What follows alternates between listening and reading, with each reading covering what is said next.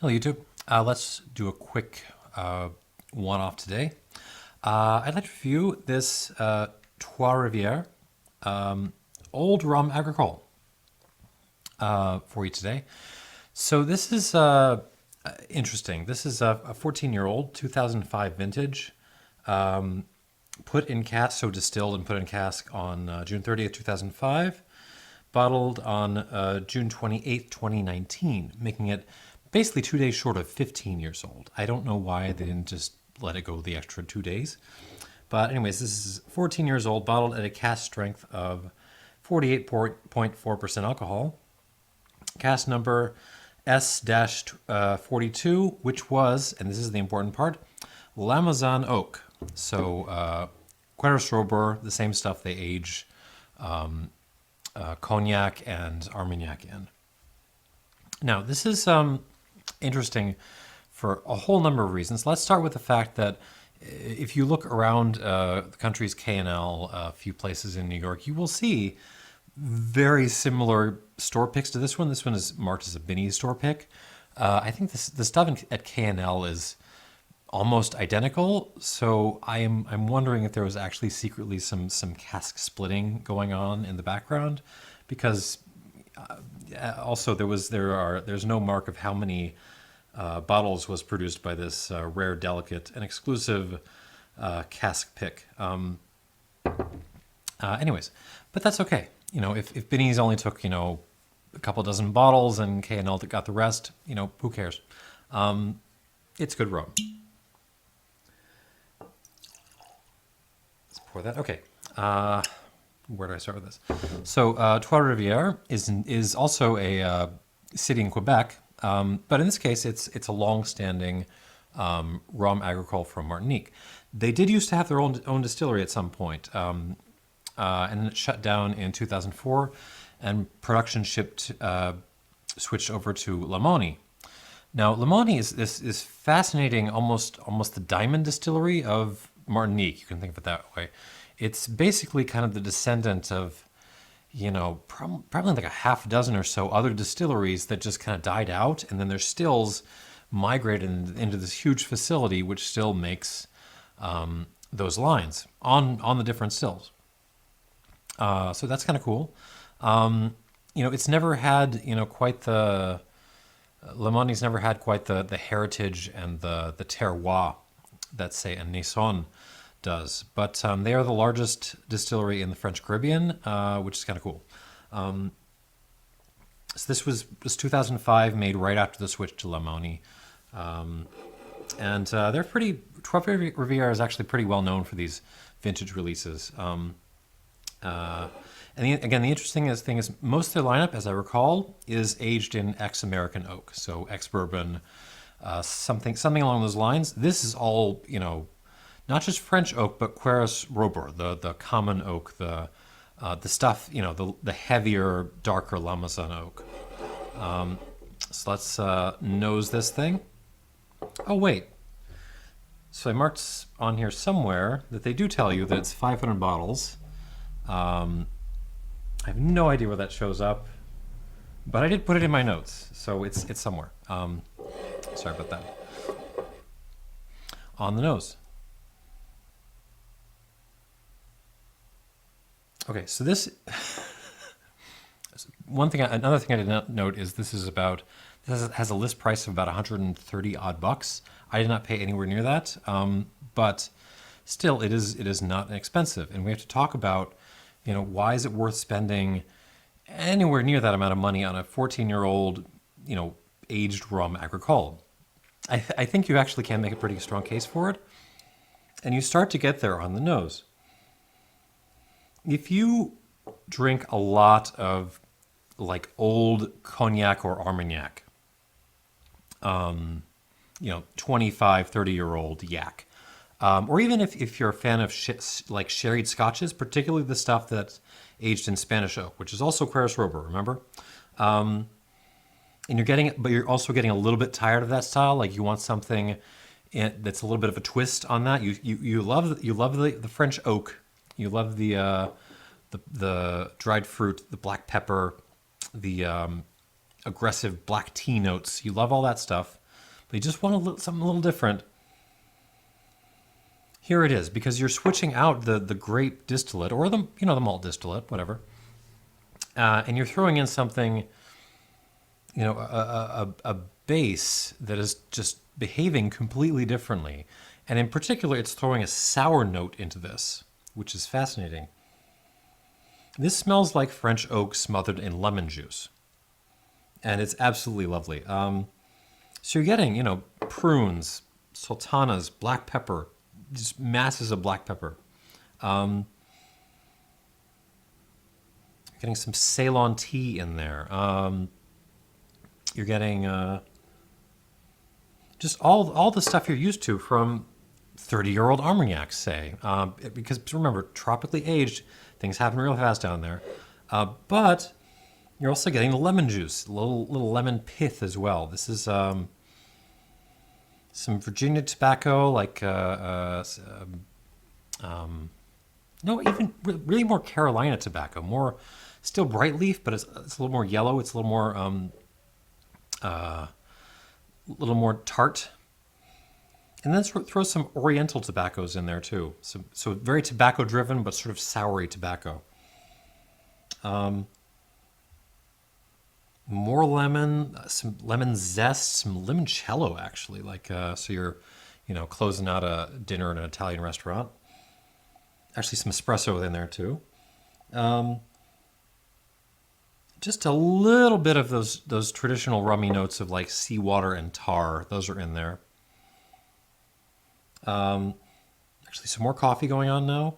More espresso, and maybe a little hint of anise, which is also a very common rum note. So just like one anise seed in there. I mean, to my, having had a lot of rums, this smells to me like what I really wish Barbancourt was, and most of the time isn't.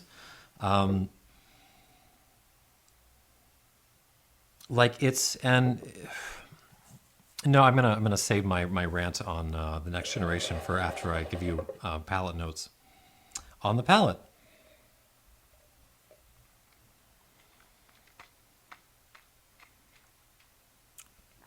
Ooh. Oh God, that's good. Mostly follows from the nose. Really, not a lot of twist going on there. Tons of black pepper. Very, very black peppery. Prunes, dried cherries, like something nutty, but like burned walnuts, something like that. But then lemon everywhere. Lemon everything. Some brininess. Some like what is that? Almost grapefruit zest, but also grapefruit like the fruit, the pulp. And then little brininess.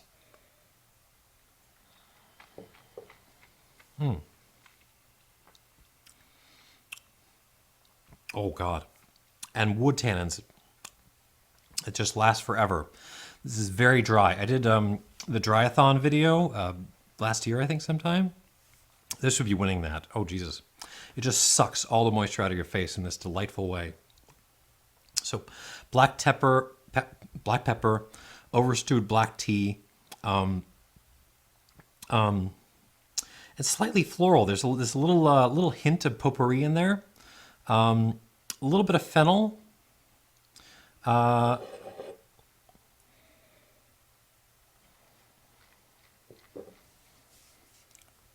Definitely a lot of coffee in there too. So we're keeping on that espresso, sort of Italian after dinner espresso theme. I mean, it's very brutal, but it's really not any more brutal than those old yaks are, or those sort of older sherry Scotch malts are.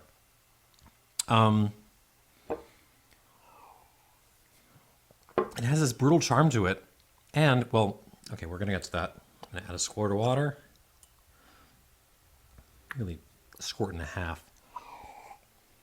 and we'll talk about what makes this special versus and why you should consider, spending up to $130 on something like this, as opposed to just buying another Armagnac from like the 90s. And the reason is that sour streak, because you have not had that in those characters. I've had a couple of Armagnacs that have a little bit of a wild berry characteristic, and I love that. This is just straight, citrus party time. And I absolutely adore it. Something about that just plays really well with French oak. And yeah, I mean that's really the end of it. And you can't. There's really not a lot of that style around. You can get the reserve from Naison, which is about half this price, but it is also not as good as this. Which and I hate myself for saying that because I'm usually a Naison fanboy. This is better. I think this is just more. It has more of that sort of wonderful brutality that you get in some of those older spirits, without actually losing the freshness that is so valuable in agricole rum. And also, and the other thing is just like I feel like maybe this is an indication of where spirits are going to go in the future. What I mean is, like, when I look around at my generation and younger folks, we don't necessarily, we're the generation that killed soda. Remember, like we are the reason why, it's not really acceptable to have, some Dr. Pepper with dinner anymore. We have kind of pulled back on the sweetness. We've gotten more interested in flavors like sours, astringencies, greenness, herbaceousness, vegetal characteristics, things which, just are kind of verboten in, say, the modern style of bourbon, which has been, taking Forbes and the boomer generation by storm over the last decade or so.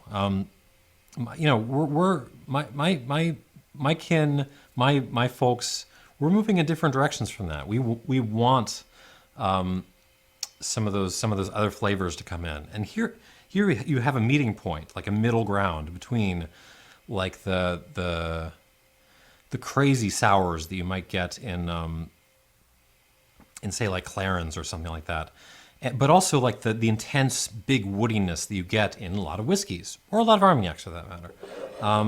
So this is just a footnote. Watch this style, because I think this has a lot of room to grow in the future, as maybe a few of us lucky millennials and Gen Zs actually start to make money. Probably won't happen, but it could. It's possible. We like funky, sour, vegetal, astringent things, and this is playing into that. So that's my case for why you should keep your eye on something like this. Also, it's also really good, and if you need a break from Foursquare or the Yaks, here you go. Here it is. With water on the nose, it quiets down a bit, but at the same time, the coffee element, the coffee beans, comes out a bit more. This is you go up north in Chicago, you can find the Coffee and Tea Exchange, which they've changed their layout a little bit. Back in the day, it used to be just like a bunch of barrels filled with coffee, and this smells like someone just pulled off all the barrels at once and just let the coffee aromas waft and mix in the air. But then you're getting this sort of lemony notes on top of that, and the dried fruit too, and the pepper is still there. I mean, there's a little bit of development, especially in the coffee. There's a little bit of Mr. Black in there too, coming out, a little coffee liqueur, but nice. But very much in the same vein. Doesn't change a whole lot with water. It remains pretty much perfect. On the palate,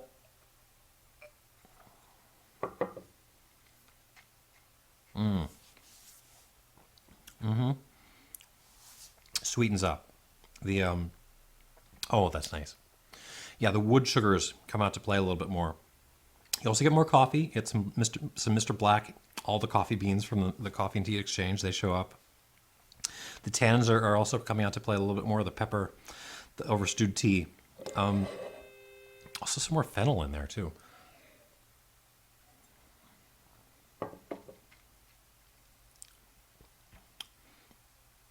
But then there's like this, oh God, that's nice. almost like a cream puff note, like something confection, like grapefruit candy is coming out, and playing with all those previous notes. Oh, that's delightful. With a splash of water in it, this becomes insanely drinkable.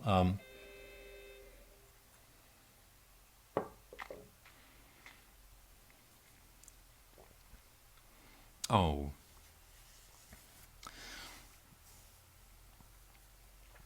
yeah. This is just as much at home. You know, I mean, pick your scenario in the sort of man cave tasting area that I'm in right now. But also, I mean, throw it in, at a dinner party with a little bit of water in it, just for cheese and stuff, little appetizers, or after dinner, you can break out some cigars. You know, don't ask me what kind of cigars. Oh, maybe something Nicaraguan, something earthy. It's just this is playing a lot of different games and playing them very well.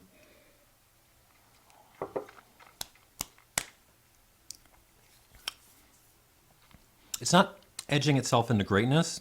It still doesn't have those extra little layers, those extra little corners. But this is a very solid 89 point rum. And for its versatility, I think it makes a strong case for itself for that crazy $130 price point. If you can get it for less, you know, good on you. But I think this is actually worth the crazy price tag that they're charging for it. Well done, Trois Rivières, and more like this, please. And keep an eye on this. Keep an eye on stuff like this. You know, French oak aged agricole style, cane juice based agricole style rum. This is, I have a feeling we'll be seeing more of this kind of style in the future because it's just going to hit so many palates that are kind of, coming up on the scene, but as well, maybe already on the scene and developing. We'll see about that. Anyways, thanks for watching and cheers. 89 points. 89, it's good.